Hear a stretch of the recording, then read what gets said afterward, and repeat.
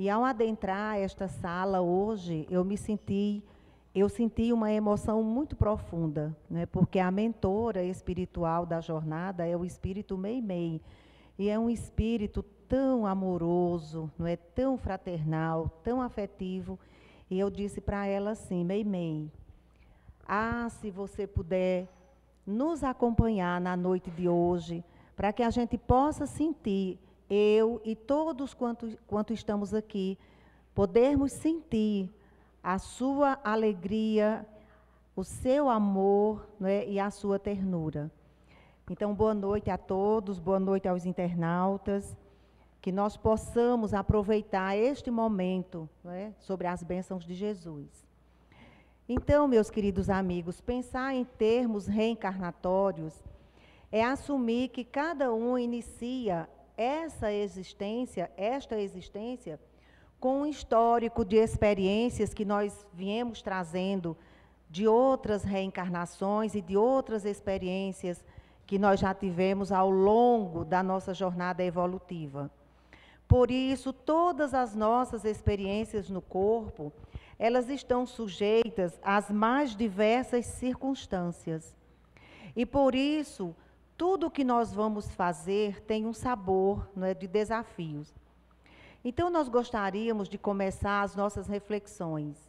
Qual é o desafio que eu realmente preciso enfrentar? O que eu tenho que fazer primeiro?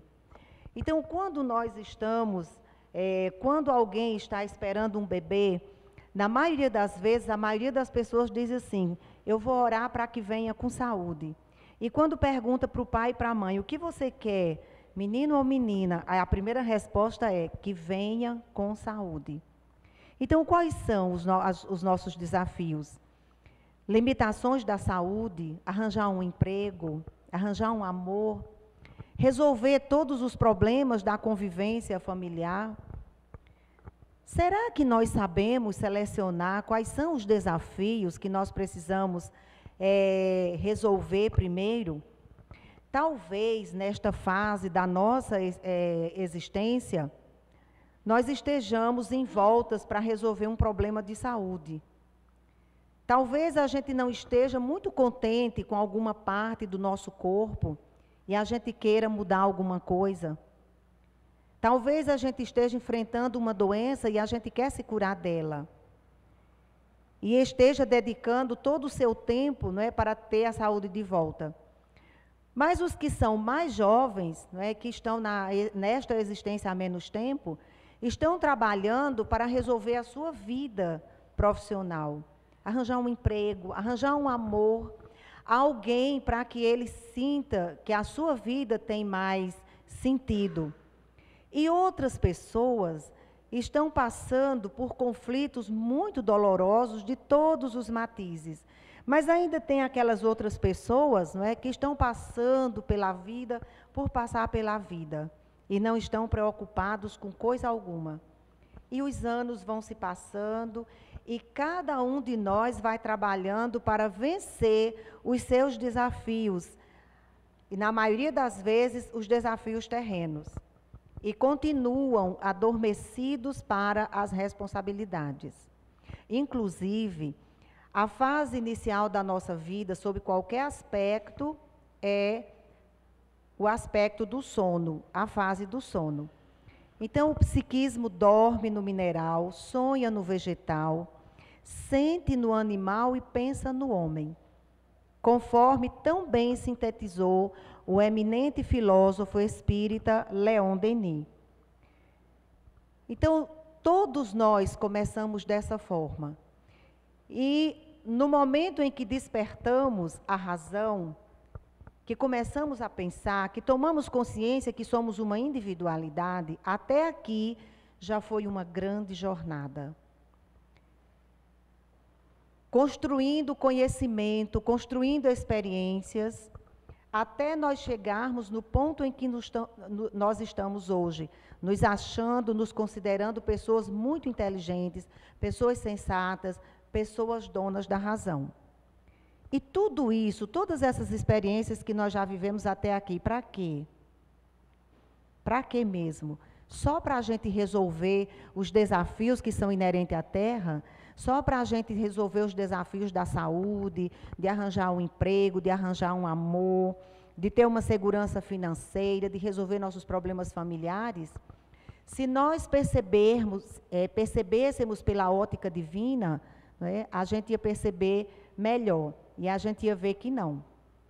Então, nós tomamos como base para a nossa reflexão da noite de hoje uma mensagem do Espírito Joana de Ângeles que está no livro Jesus e a Atualidade. É o primeiro capítulo, o capítulo número 1, que tem como tema Jesus e Desafios. E logo no primeiro parágrafo dessa mensagem, ela vai dizer que o processo de evolução constitui para o espírito um grande desafio. Então, esse é o real objetivo porque nós estamos na Terra. E esse é o desafio principal que todos nós precisamos reunir, todos os nossos esforços para a gente trabalhar, é evoluir. Todos os outros desafios que a gente se entretém com eles, os da família, saúde, o financeiro, o social, o político, o econômico, todos, são problemas inerentes à Terra que nós precisamos resolver, mas sem retardar o nosso processo de evolução. Porque na maioria das vezes nós gastamos toda a nossa energia tentando resolver o que não é mais importante, que são as coisas que são inerentes à Terra. Quando nós nos esquecemos que nós estamos aqui exatamente para aprimorar o nosso aprendizado, para vivermos as experiências que são importantes para o nosso crescimento moral e espiritual. Os problemas inerentes à Terra, eles precisam ser resolvidos. Os desafios inerentes à Terra precisam ser resolvidos. Mas nós não podemos perder o foco, não é, do principal, que é o nosso processo de evolução. Então, os estudiosos das obras de Joana, principalmente os da série psicológica de Joana, eles resumem os nossos desafios terrenos em apenas 3, que são os desafios morais, os psicológicos e os espirituais. Todos os nossos desafios que nós precisamos vencer na Terra, eles passam por essas 3 fases: moral, psicológico e espiritual. Todas as outras questões com as quais nós nos envolvemos muito, e na maioria das vezes passamos até a nossa existência inteira envolvidos com eles, como o problema de saúde, segurança e tantos outros, eles são inerentes à Terra, eles têm que ser resolvidos aqui na Terra, mas temos que ter a consciência e a responsabilidade de resolver todos esses problemas sem retardar a nossa evolução. Quantos de nós conseguimos fazer isso? E nós espíritas, que conhecemos, que estudamos esses temas, que estudamos o livro dos Espíritos, o Evangelho, quantos de nós conseguimos? Vamos ver primeiro a questão moral. Quantos de nós nos consideramos pessoas boas? Nós nos achamos pessoas muito boas. E nós somos convidados todos os dias aos desafios morais nas cenas do dia a dia que nós presenciamos. E na maioria das vezes, a gente nem se dá conta disso. Hoje, nós vivemos uma grande crise que é divulgada insistentemente com vários nomes.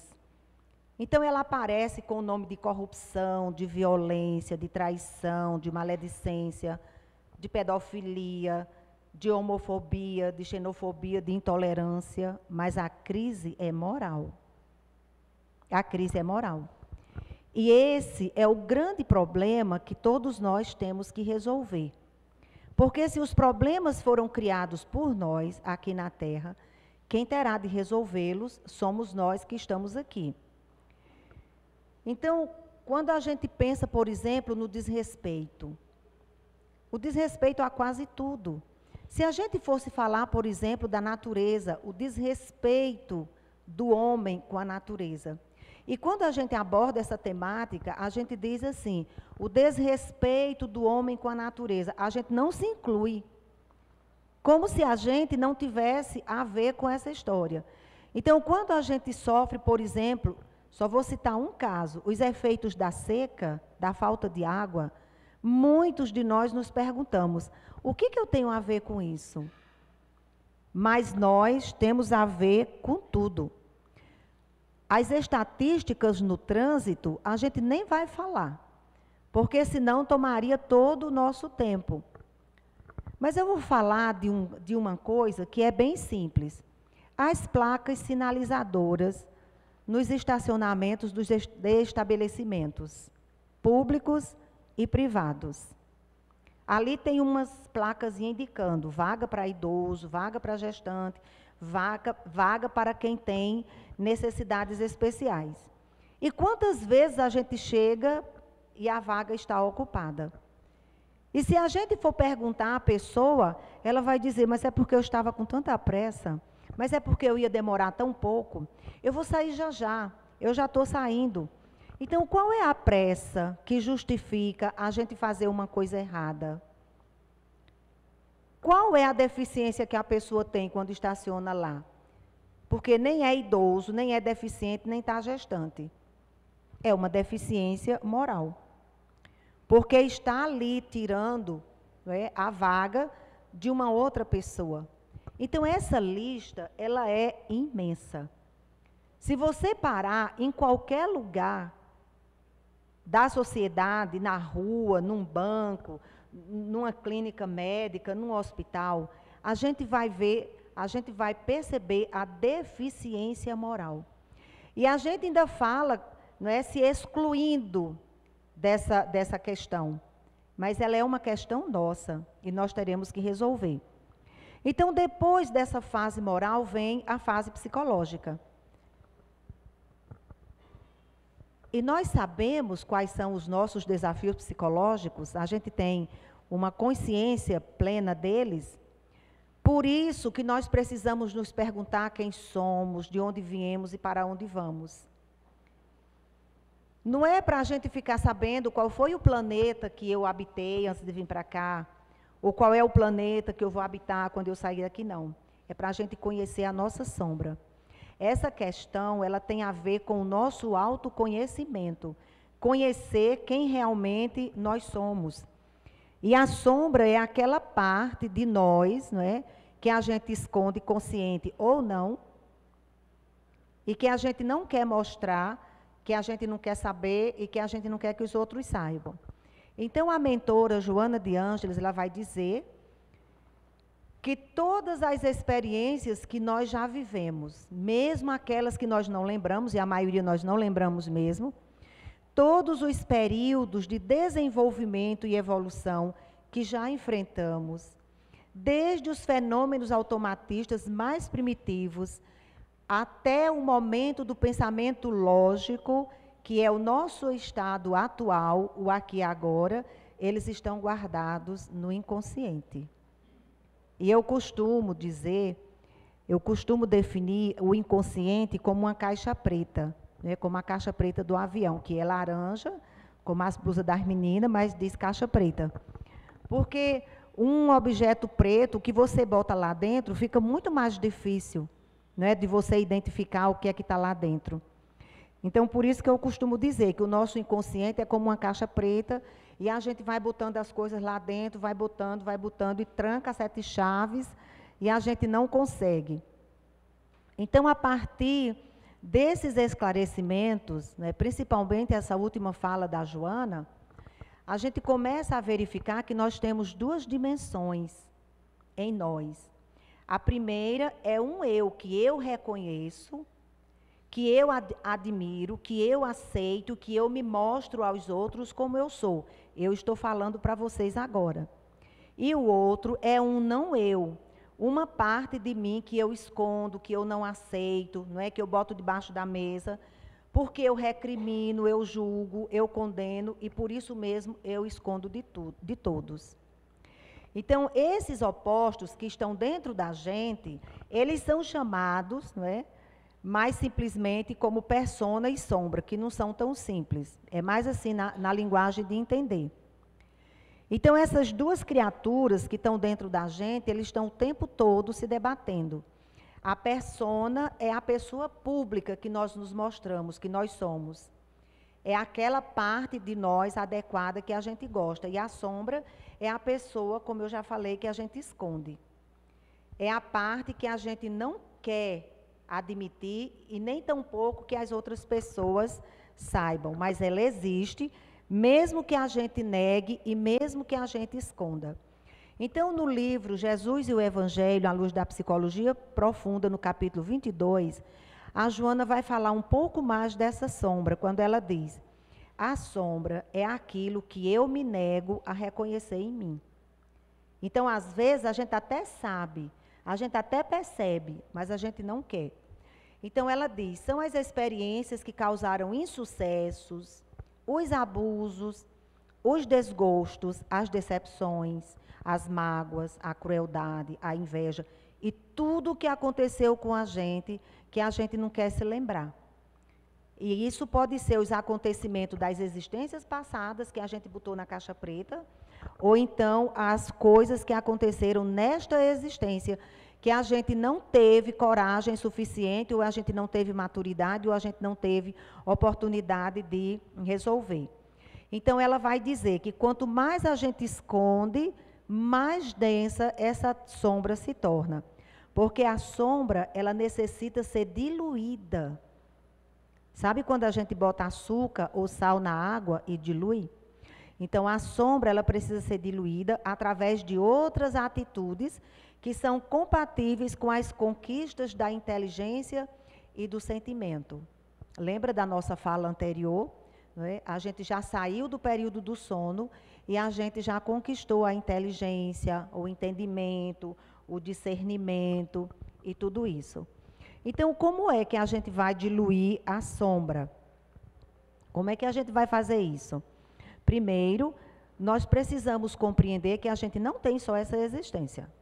Então, para nós espíritas, ou mesmo para as pessoas que não são espíritas, mas são reencarnacionistas, fica mais fácil, né, de compreender que a gente não teve só essa existência. Então, quando a gente chegou aqui, a gente já trouxe uma herança, já trouxe uma bagagem de experiências vividas em outras oportunidades. Precisamos saber que todas as experiências das existências passadas, elas ficam arquivadas no nosso inconsciente, mesmo que a gente não se dê conta disso. E as sombras são essas heranças. E ainda as experiências desta encarnação que a gente não quer admitir ou que a gente escondeu. Por isso que é tão interessante e importante a gente fazer o contato com a nossa sombra. E lembrar que muitas vezes nós somos, somente nós desconhecemos algumas partes de nós. Às vezes a gente acha que as outras pessoas não nos veem como nós realmente somos. Às vezes é somente a gente que quer encobrir. Porque as outras pessoas, principalmente as pessoas que convivem com a gente, elas nos veem como a gente é realmente. E muitas vezes elas não nos dizem por misericórdia, por caridade, porque nos amam muito. Né? Porque sentem compaixão da gente, porque não querem que a gente fique mais triste. Então, muitas vezes, elas encobrem. É muito comum isso dentro da família. O pai encobre os defeitos dos filhos, os filhos dos pais, a esposa do marido e vice-versa. É por esse motivo, não é? Que popularmente se diz que se você quiser saber quem você é, pergunte a quem? Aos inimigos, não é? Porque as pessoas que gostam da gente vão nos botar aquela proteção, vão nos botar aquela capa. Mas aquela pessoa que não gosta da gente, ela vai dizer: você é uma chata, você é impaciente, não é? Você é inconformada, você é mal agradecida. Não vai poupar as palavras para nos dizer como nós realmente somos. Por isso que a tarefa, não é, de ter o contato, de manter esse contato com a sombra é nossa. E nós vamos encontrar no Livro dos Espíritos, na questão 919, uma orientação muito lúcida que o Espírito Santo Agostinho nos dá, que vai servir direitinho para essa recomendação da Joana, que é diluir a sombra. Então, Santo Agostinho nos diz assim, Allan Kardec fez a pergunta assim, 919, como é que a gente faz para estipar da gente as coisas ruins, o egoísmo e outras coisas mais? Aí ele diz assim, um sábio da antiguidade já vou-lhe disse, conhece-te a ti mesmo. Ponto. Aí Allan Kardec ele deve ter dito assim, danado, né? Aí ele disse assim, a gente conhece, né? A gente sabe toda a sabedoria dessa máxima, mas em que consiste esse autoconhecimento? Aí Santo Agostinho vai dar uma resposta bem longa. Faça como eu fazia quando eu estava na terra. Todas as noites, antes de dormir, eu interrogava minha consciência. Eu perguntava, eu passava em revista tudo o que eu fiz durante o dia. E aí ele vai perguntando coisa por coisa. O que foi que você fez, que você tem vergonha de dizer às pessoas? O que foi que você fez, que você teria vergonha que as pessoas descobrissem que você fez? Ou que você não queria que ninguém soubesse? É interessante a gente fazer essa leitura, porque é dessa forma que a gente vai diluir a nossa sombra. Então, refletir é reconhecer e aceitar a nossa sombra. E aprender a conviver com ela face a face, olho no olho. Uma época atrás, quando eu me iniciei no Espiritismo, eu tinha uma dificuldade muito grande de entender como era a reforma íntima. Porque muitas casas espíritas falam da reforma íntima, mas não diz como é que faz a reforma íntima. Você precisa fazer a reforma íntima. Sim, mas como é que faz a reforma íntima, né? Aí eu fiz essa pergunta, como é que a gente faz a reforma íntima? Aí ela disse, olhe no espelho e converse com você. E quando você fizer uma coisa que você não gostaria de ter feito, diga assim, por que você fez isso? Por que você teve coragem de fazer isso? Mas eu fui mais além. Então eu me olhava no espelho e eu dizia assim, você não tem vergonha de ter feito isso? Né? Você não tem vergonha? Gente, funciona. Então, essa orientação que Santo Agostinho faz, ela é muito lúcida e ela é muito verdadeira. E qualquer um de nós que fizer e colocar em prática, ela vai funcionar. Então, o autoconhecimento, a viagem interior, a reforma íntima, são recomendações de todos os tempos para a gente conhecer a nossa sombra, né? Para a gente conhecer o nosso interior, para a gente saber realmente quem a gente é, de onde foi que a gente veio e para onde é que a gente está caminhando. Mas tem um detalhe. Quando eu não procuro fazer esse contato com a minha sombra face a face, olho no olho, eu vou tentar resolver os meus problemas nos outros. Aí sabe o que eu faço? Eu começo a botar a culpa nos outros. Ah, mas é o meu marido que não me compreende, eu vou ter que me separar e arranjar outro marido. Ah, mas é o meu filho que eu ensinei a vida inteira e ele não aprendeu. E muitas vezes a pessoa perde a existência, não é? Projetando nos outros o que ela é, na verdade, porque ela própria não se aguenta. E quando a pessoa está nesse nível, né, nessa consciência de sono, para ela, é muito melhor culpar o outro, botar o defeito no outro. Então, quando a gente tiver muito interessada, ou então muito comprometida com as falhas dos outros, com os defeitos dos outros, é bom a gente fazer essa reflexão. E a gente tentar perceber se a gente não está transferindo para o outro o tempo todo esse problema, esse desafio que é nosso. Isso é entrar em contato com a nossa realidade. E quando nós entramos em contato com a nossa realidade, a gente percebe que a gente não é perfeito. A gente tem um monte de defeitos, mas sou eu. Eu sou filha de Deus, eu sou um espírito imortal. E eu recebi a oportunidade da reencarnação para aprender, para me melhorar. E eu vou aprender a exercitar comigo a compaixão e o alto amor. E aí nós nos lembramos, não é, do que Jesus recomendou. Ama a Deus sobre todas as coisas e ao próximo como a ti mesmo. Então, para a gente amar o nosso próximo, a gente precisa desenvolver o alto amor. E se eu me recrimino por tudo que acontecem na minha vida, eu não vou ter essa capacidade de me autoamar, de desenvolver amor por mim mesmo. Então, Jesus, que é o espírito mais puro, mais evoluído que já veio à Terra, ele sabe da nossa sombra. Ele sabe que nós somos espíritos imperfeitos. Então, Jesus sabia da natureza de todas aquelas pessoas que estavam convivendo com ele. Ele se deparou com pessoas que enfrentavam os mais diversos desafios e Jesus respeitou cada um deles.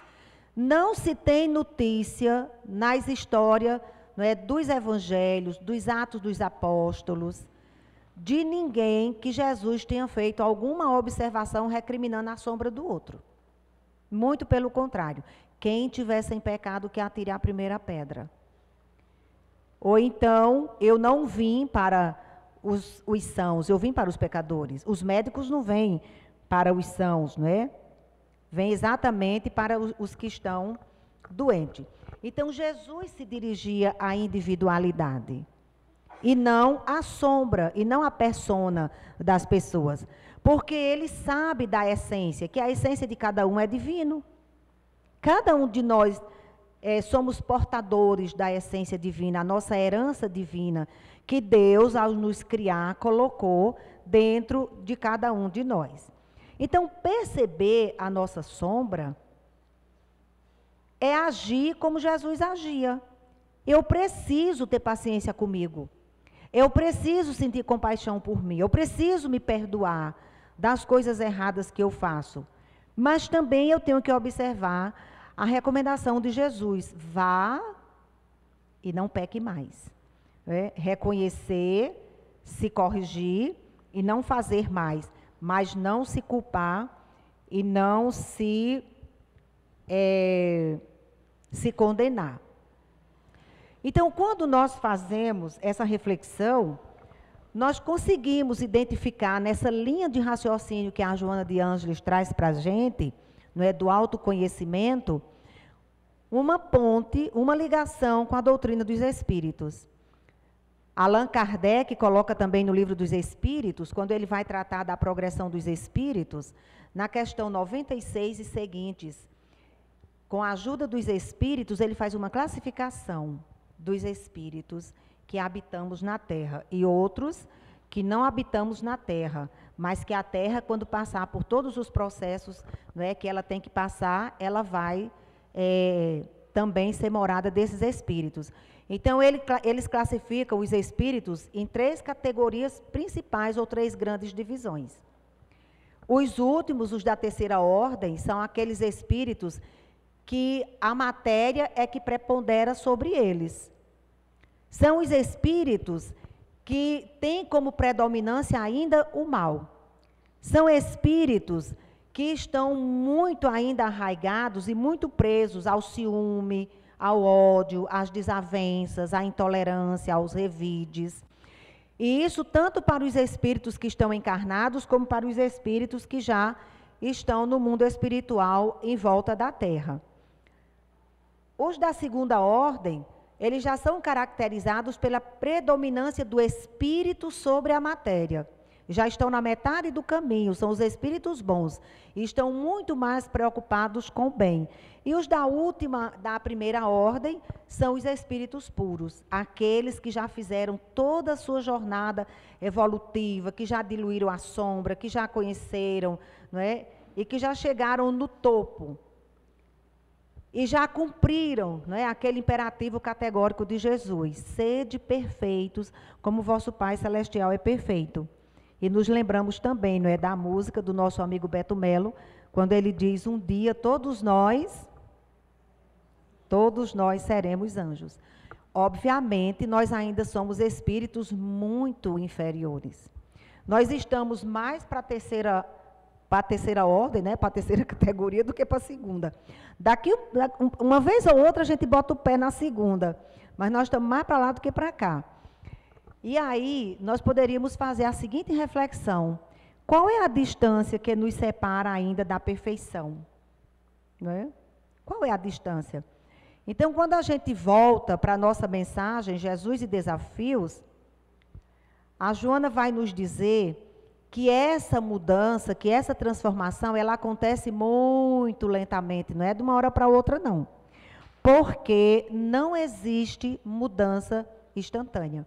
Então, ela diz, lentamente, a pessoa desperta para a realidade, que antes não a sensibilizava. Então, quando a gente passa uma revista na história da humanidade, a gente vai perceber quanta coisa já melhorou. Mas como nós também vamos nos melhorando, aí a gente se dá conta quanta coisa ainda precisa ser melhorada. E muitas vezes a gente fica esperando que os outros, não é, que venha um salvador da pátria e resolva todos os problemas que são nossos. Lembra lá do começo da nossa fala? A gente fica esperando que chegue alguém e resolva tudo e a gente vá dormir a consciência de sono. E a gente acorda e no outro dia já esteja tudo resolvido. E não vai ser assim. Inicialmente, nós vamos ter que sair do egocentrismo, do egoísmo, do individualismo, dos ismos todos, para depois a gente entender que a gente está aqui para buscar o que é o mais importante. Então, quando nós despertamos, a gente começa a se preocupar com o outro. A gente começa a perceber que o que Jesus disse tem muito fundamento. Ama a Deus sobre todas as coisas e ao próximo como a ti mesmo. E nós precisamos, não é, desse despertamento. E despertar para a realidade é o despertar da consciência. É aquele momento, não é, do processo de libertação das ilusões, do ego, das crenças arraigadas. Era muito comum a gente ouvir, por exemplo, eu ouvia muito o meu avô dizer, eu sou assim mesmo, eu nasci assim, eu vou morrer assim. Dentro das fileiras do espiritismo, isso não cabe. Eu nasci assim, mas eu vou ter que mudar, porque é para isso, não é, que eu estou aqui. Então, a gente começa a fazer a nossa trajetória, com consciência de que a gente é um espírito eterno, e quem tem que fazer o trabalho evolutivo por nós, somos nós mesmos. Não é outra pessoa e não será outra entidade. Então, os nossos problemas da Terra vão continuar ou vão ser resolvidos todos? Vão continuar. Vão continuar porque eles são inerentes à Terra. A diferença é como nós vamos perceber esses problemas e como nós vamos conviver com eles. Porque eles não vão ser mais um peso para a gente. E na sequência dessa reflexão que a gente está fazendo, vem os desafios espirituais. E nós sabemos que nós já temos uma bagagem imensa na nossa jornada evolutiva. Já temos muitas experiências. Mas a gente sabe também que a gente fez muita coisa que a gente não devia fazer por ignorância. Mas também a gente deixou de fazer muita coisa por preguiça, porque a gente não queria se comprometer, porque a gente não queria ter trabalho. E esta dívida que nós arranjamos ao longo das nossas existências, ela não é com Deus. E tem muita gente que pensa, não é? Ah, você vai se ter com Deus. Não, a gente vai se ter é com a nossa consciência. Então, a nossa consciência é como se fosse um livro gigantesco e tudo que a gente faz está escrito nele. E ainda hoje tem pessoas que pensam que Deus é que tem um livro, né, de cada um de nós, e tudo que a gente faz, Deus escreve. Deus escreve, haja escrever, né, no livro preto. Mas nós é que temos tudo isso, lembra do que a Joana falou lá atrás? Nós é que temos tudo isso arquivados na nossa consciência. E muitas pessoas ainda dizem assim, é o meu karma, não é? Mas eu sinto muito, não é karma não, é compromisso mesmo.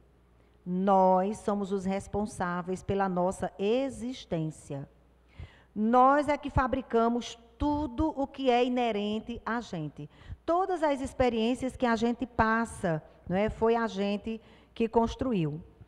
Então, como ser espiritual que nós somos, e principalmente nós espíritas, nós temos consciência da nossa transcendência.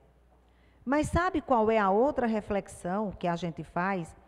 É porque tantas vezes, ou quantas vezes, diante de determinadas circunstâncias, a gente se comporta como se a gente não soubesse. É porque a gente, não é, ainda vive nessa ânsia desenfreada pelo ego, pela posse do ter, pelo consumismo, como se a gente ainda tivesse, fosse viver eternamente aqui na Terra. Então, a Joana, nessa mesma mensagem, Jesus e Desafios, ela vai dizer que nós estamos ainda muito acostumados com as vibrações grosseiras, com as vibrações do terra a terra, com as vibrações ligadas ao instinto. E que muitas vezes, para a gente fazer esse despertamento, aí vem o sofrimento, vem a dor, que já foi trabalhado esse tema numa outra palestra da jornada. E o sofrimento vem exatamente para a gente despertar. Por isso que nós precisamos abrir mão, não é, do comodismo. Quantas vezes a gente deixa de fazer as coisas porque a gente não quer sair da nossa zona de conforto, não é? E na zona de conforto ninguém evolui. E qual seria a nossa zona de conforto? A preguiça, o comodismo, a má vontade. Eu não estou preparado ainda, não é? Santana convida para fazer um trabalho no centro, aí a pessoa diz assim, mas eu não estou preparado ainda. A história de Belarmino Bicas, né? Eu não estou preparado ainda. Eu vou me preparar, né? Quando eu estiver mais preparado, pede para fazer uma prece. Nos grupos de estudo isso acontece com maior frequência. Fazer uma prece. Você pode fazer a prece de encerramento, mas eu não estou preparado ainda, né? Eu não me sinto preparado. Gente, isso é uma questão moral que a gente precisa, não é, resolver. Então, a mentora vai chamando a nossa atenção. É quando a dor nos visita que nós começamos a aspirar por impressões mais elevadas, que nós sentimos necessidade de experimentar outros valores. Aí a gente vai saindo da zona de conforto, do comodismo, e a gente começa a se preocupar, a se interessar pelo outro. É quando a gente desperta a consciência de que eu nunca vou ser feliz se eu não incluir o outro na minha vida.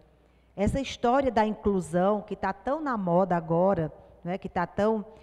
é uma verdade muito importante, interessante, para todos nós observarmos. Enquanto as pessoas estiverem querendo excluir outras, elas não vão conseguir a felicidade plena. Porque todos nós fazemos parte da mesma família universal. E Deus não ia querer que um fosse feliz e o outro, né, fosse relegado. Então, enquanto a gente estiver achando que tudo tem que girar em torno de mim, nós não vamos conseguir sermos felizes como nós almejamos.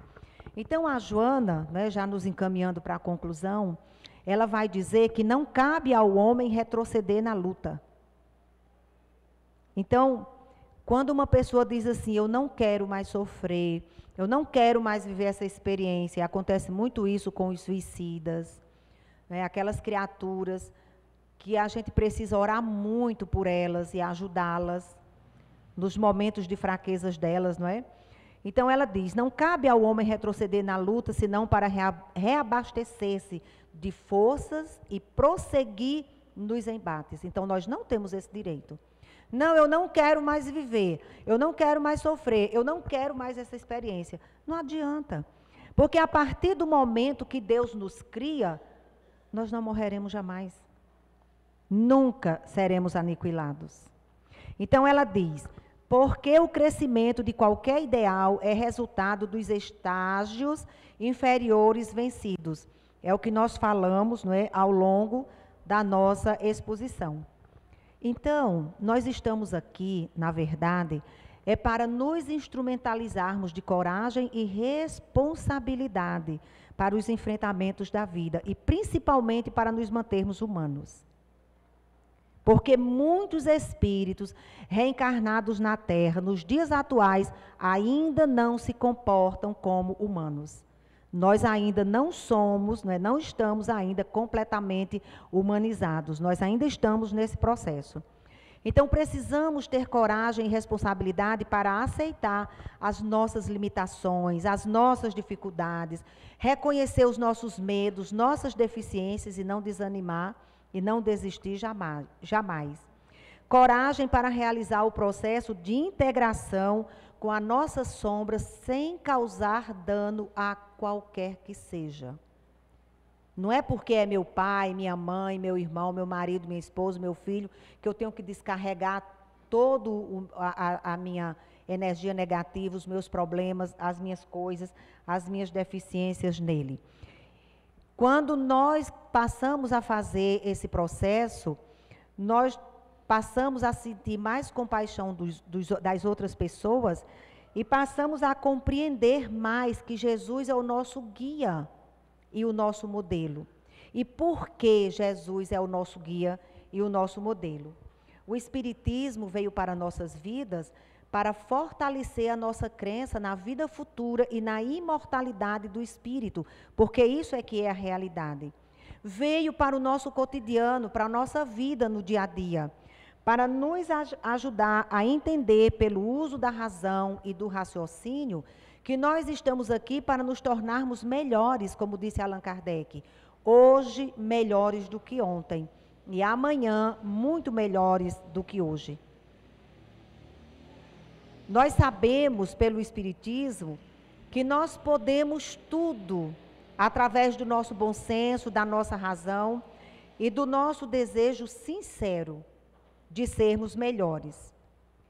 A evolução do espírito está muito bem colocada em O Livro dos Espíritos.